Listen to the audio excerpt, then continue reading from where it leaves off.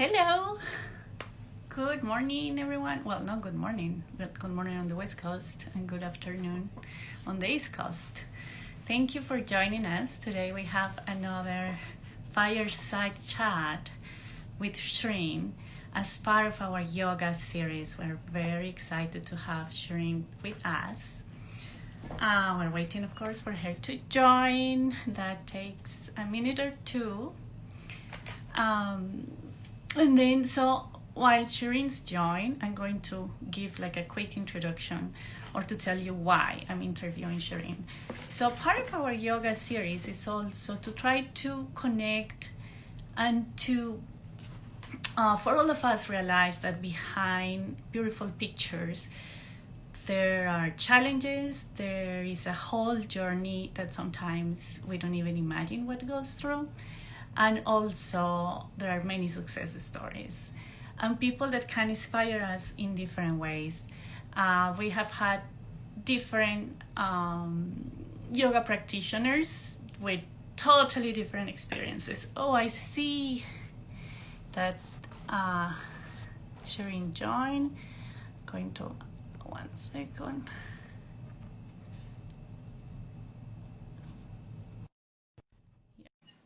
Let's see, I think, yes, we're connecting. Hello. How are you? I'm good. How are you? Great. Thank you for being here. My pleasure. Thanks for having me. Yes, I love your dress. Oh, thank you. I love it. Well, it's like your pictures. Your pictures are always, and your Instagram is full of colors, and there is a lot of energy, and it's a different type of vibe regarding yoga. And this is one of the things that I love about your account, and also one of the reasons I wanted to interview you, because I think behind those pictures there is this amazing woman, and I just want to get you to know you a bit more, and also for our followers, clients, and anyone that can watch this now or later, for you to be an inspiration. So before we start talking about yoga, I'm curious to know what kind of workout, or were you into fitness before starting yoga? Yes. Before yoga, I decided I was never into fitness until I was in my 30s. And I decided when I was 30 that I wanted to run a marathon, having not run at all, ever. I remember hating running in high school. And I just decided that I was going to give myself this goal and I was going to reach it. And I did, and it was great, and I felt really great about myself. And then after that, I realized, oh, I can do a lot more physically than I gave myself credit for. I always thought I was not athletic. I wasn't really competitive, so I didn't really love sports. Um, I appreciated artsy things, so I didn't really do a lot of physical things other than just for fun. You know, I never was a competitive player. So after that, I started to do insanity workouts with Shaun T. I don't know if anybody has heard of him, but he is awesome. He's very high energy, intense workouts, and I got in really good shape from them. So they work. Excellent. And then, so what took you to yoga? How was that transition from running and then going into a marathon? Actually, did you run an actual marathon? Oh yeah, I think I run like close to 10 now. Oh wow! Also, you keep Yeah. doing it. Yeah, just keep doing it. Yes. That's awesome. That's awesome. And then, so how did your yoga journey start? I think I needed something to de-stress because my work life was crazy, and then working out tended to be crazy because I like to do all the really high intensity cardio things like running marathons and doing insanity. So I think yoga was the opposite of that for me, and it was my way to balance. I'm a Libra, so I always need to find ways to balance out my life. And yeah, that's what yoga was for me, a way to balance. And then I heard, um, you love performing. Can you tell us a bit more about when you also mentioned about your work? Mm-hmm. Can you just give us a hint of what you do? Sure. Well, I went to college as a music major for music education, and right out of college, I got a job as a high school music teacher. I've taught voice for, oh gosh, more than 20 years at this point. It doesn't seem possible, but Oh my God, you look so young. thank you. I feel like working with high school students keeps you young. You definitely, yeah, when you're surrounded by that energy, it definitely helps. And I did a lot of performing, especially before I had my daughter. I did a lot of performing. I studied opera at Juilliard down in the city, and I used to travel into the city several times a week for lessons or for rehearsals and for performances. I was always going to the city. And now that I had my daughter, I don't go to the city. I go to the city maybe like once or twice a year, tops. And so I think my life before having my daughter was a lot more performance. Now I can't really fit in the hours for rehearsals and things like that. And it's okay. I don't really, it was a stage in my life where I really appreciated it. And now that I have my daughter, I have something different. It's like a different journey. I've taken a different path and I don't regret it. I appreciated the time that I had in performance. And I appreciate now kind of giving some of that love of music to my students. That's great. Well, I hope at the end we get to hear a bit of, because I guess you're a singer, right? I am. I studied opera at Juilliard and I did a lot of musical theater. Yeah, I'm classically trained. I like to sing. I would definitely say that singing used to be the biggest thing in my life. I would say now it's still a part of my life, but it's not a priority like it used to be. I enjoy doing it from time to time, but I don't think I would commit the time and energy that I used to commit to it. So I have noticed through your posts on Instagram that you like aerial yoga, and it looks more. Many of your pictures, it's like I see it and I think of a performance. Mm-hmm. So now that you're saying that, I feel like you are blending that yoga and performance part and kind of become something very unique for you. And then, so can you explain a bit more about yoga and performing? Absolutely. I would definitely say, once again, going back to my whole Libra nature, I'm very drawn to aesthetic things. I want things to be visually pleasing. I like the idea of performative things. And, you know, I was always, in studying yoga, I was taught that yoga has, you know, a deeper level. It's not about the surface, but what drew me to yoga was that, or especially aerial yoga, was that performative aspect, just the beauty and the preciseness of everything, and having to learn things to such a degree that they looked effortless, but they really took a lot of effort. So yeah, I would definitely say that my musical performance background kind of pushed into aerial yoga and even yoga in general. I love the idea of putting on a show. It doesn't matter what I'm doing. If I'm up in front of my students, if I am in a meeting, or so even sometimes when I'm talking to my friends, I love to perform. Performing is just part of who I am. And we can see it because really your pictures to me bring a lot of joy. Like one of my favorite pictures of anyone wearing tuckets is actually yours, because it's so powerful, joyful, and I think it's one of the ones that have gotten more likes, by the way. But I think it's not only the pose, but I think it's everything that goes around it, and the colors, what you were wearing, and it was, to me, it's just like, oh, this is so cool. And so, like with anything that we start, especially when either we're new or we want to go to the next level, there are challenges. What has been the most challenging part about your yoga practice? And how long have you been practicing yoga? You said 8 years.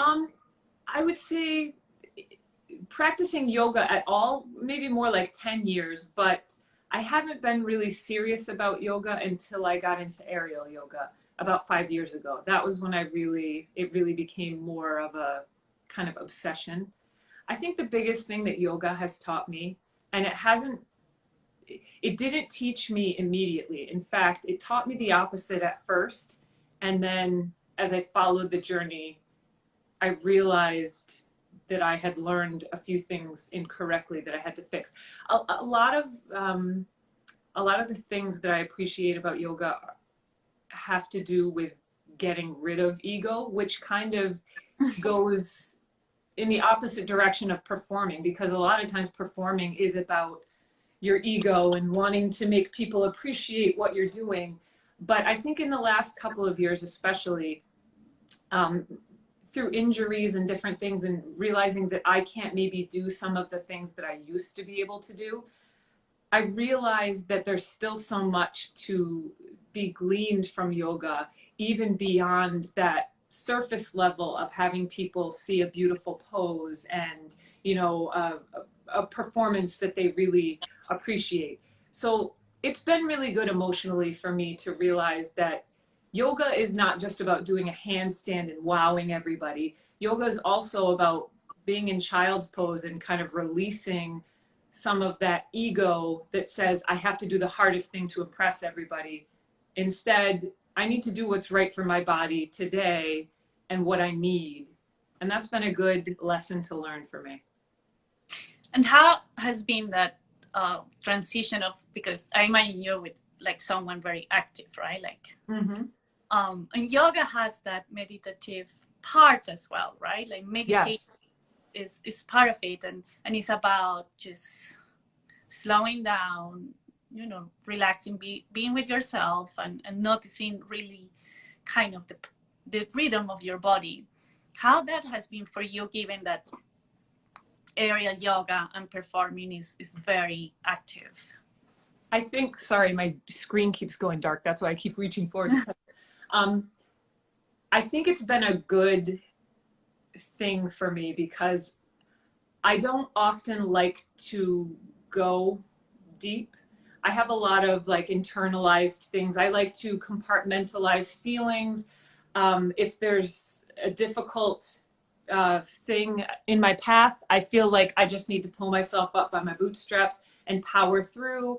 I've always been very resilient. I've had a lot of life lessons very early on that made me learn to rely on myself and to really, it taught me that I'm the person that I can count on. Don't wait for somebody else to come in and save you. Don't wait for somebody to fix your problems. You're the solution to your problems. So yoga has helped me to kind of let go of some of that need to always fix everything. And it's helped me to realize that you don't need to be perfect at things. You don't need to be better than someone else. You don't need to be more impressive than someone else. It's also helped me realize that you can just relax in who you are. And it's good enough. It's good enough today, and it's good enough across the board. You don't need to be different or better or worse. You are what you are, and that's good. Well, this is great, and I think you answered my next question that was about, like, you know, if you could give an advice to anyone that either is following you or that admire what you do, or, you know, that would like to get to that level, what would you say? I would say, don't be fooled by pictures. I mean, I know that compared to a lot of yogis on Instagram, I am very, very basic and beginner. And some of the poses that you see on my feed that are so impressive, I held them for like 3 seconds.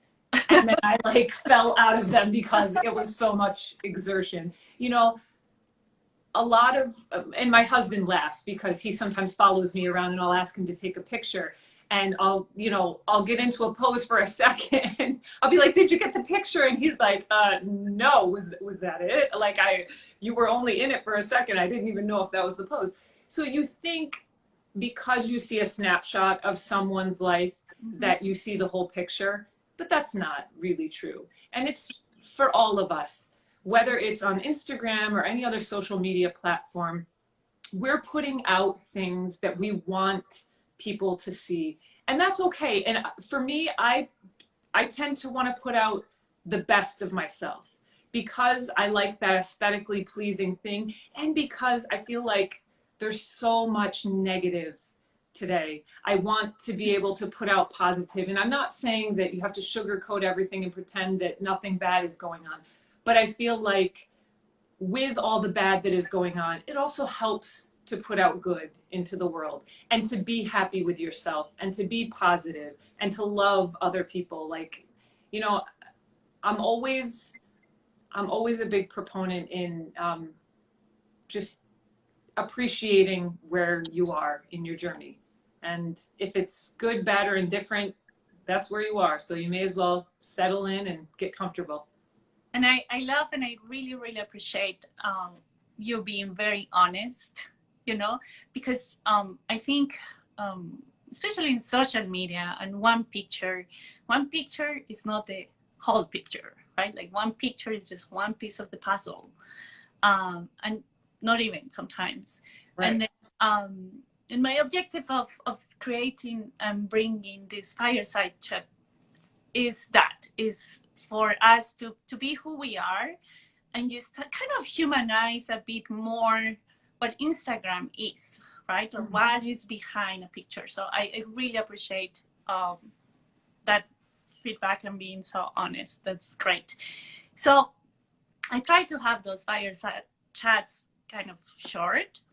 So we're getting close to the end, but I have to ask you, what do you like about Tuckits? I'm going to show you. Oh, you have My favorite thing about Tuckits is really funny, and probably you've never heard this answer before, but this is like my own quirky personality. I like the opening on the top where you can see the top of your foot, and when you flex your toes, all those little lines that come from the toes up, when they like kind of make that pattern, that fan pattern. I really love that. I don't love my feet, but I love that part of my feet. I always think that looks so cool. And so the fact that it gives you support by giving you the little grippy things on the bottom, and it leaves your toes out, which is great because you can also grip with those. But there's still like a little bit of a peekaboo thing going on. It makes them not as, not matronly, but you know, it's nice to have a little bit of skin showing through it because it's unexpected, and I frankly, that's my favorite part of my foot. So I always want to show off that. Well, this is great feedback because when I was creating Tuckits, and even after we launched, and I always ask people this question: do you like your feet? And then probably between 60 to 65% of people say no. I don't like my feet. I want to hide them, or it just, you know, I don't look at them, or sometimes in summer it's uncomfortable to have my toes out, or and then part of Tuckits, apart from engaging that or enhancing that foot-brain connection, is also about self-acceptance. And it's like whatever part of the body we don't like is what we have, right? And then Absolutely. We can, so the first step is accept it, and that's it. And then the other step is like, okay, what can I do to like it a bit more? And then Tuckits is there. It's like you have your feet, you can see your feet, you can really use them, but also, hey, we give you a hint of color and design for everything to look even more beautiful. So yeah, thank you very much. You're welcome. And then, so I cannot leave this fireside chat without listening a bit of you. You're a performer. I'm going to play a recording because I mean, I would sing for you, but I told you before, I was stung by a bee over the weekend. And even you don't know my voice regularly, so you might not recognize it, but my voice is much lower because my everything is swollen in there.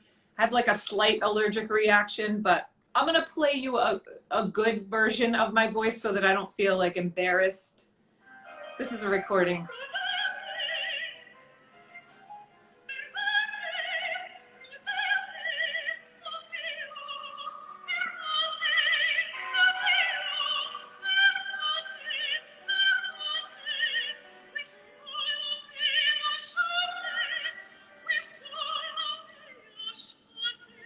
You get the idea. Whoa! It's from an Italian opera. Actually, it's from an opera by Mozart, one that's not performed very often. And as soon as I heard the song, I was like, ooh, I never hear that song. I like to perform music that not a lot of people tend to do. I like clothes like that. I like weird clothes that other people are like, ooh, really? You would wear that? I like stuff like that. I like music like that. You name it. As long as it's like a little bit on the fringe of what normal society likes, it's usually something that I relate to. Well, that was amazing. And then thank you so much for sharing it. And I hope to have the opportunity to like watch one of your performance or, you know, a little concert or something. Absolutely. Well, one day when everything comes to norm and, you know, It's like so performing true. again allowed. Thank you so much. My for pleasure. being with me today here. And then I look forward to keep seeing like those gorgeous pictures. Thank you so much for being so honest. That I appreciate a lot. And I think people are going to learn and really take many positive things out of this fireside chat. Have a lovely rest of the week. Thank you so much. See you soon. Have a good one. Bye. Bye-bye.